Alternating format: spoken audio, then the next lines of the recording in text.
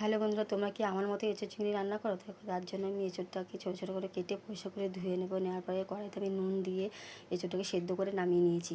দেখো, কড়াইতে দিয়েছি সর্ষের তেল, আর আমি আলু কেটে রেখেছিলাম, সেই আলুটাকে আমি তেলের মধ্যে দেবো।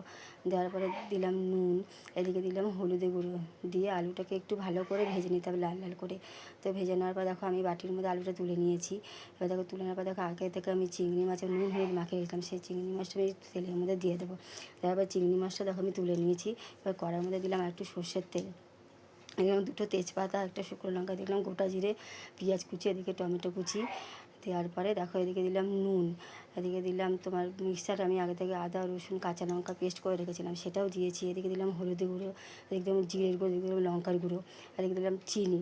দেওয়ার পরে দেখো মশলাটাকে একটু ভালো করে কষিয়ে নিতে হবে।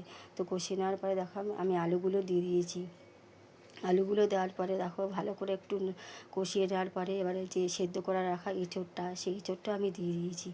দিয়ে একটু ভালো করে কষিয়ে নিতে হবে। তো কষিয়ে নেওয়ার পরে দেখো আমি আগে থেকে গরম জল করে রেখেছিলাম, সেই গরম জলটা আমি কড়ার মধ্যে দিয়ে দিলাম। তারপরে একটু ফুটে উঠবে। তো ফুটে ওঠার পরে ভাজা চিংড়ি মাছটা আমি দিয়ে দিচ্ছি কড়ার মধ্যে। এবার নামানোর আগে আমি দিয়ে দিচ্ছি একটু গরম মশলা। তো দেখো আমার এঁচোড় চিংড়ি একেবারে রেডি। তো তোমাদের কেমন লাগলো অবশ্যই আমাকে বলো।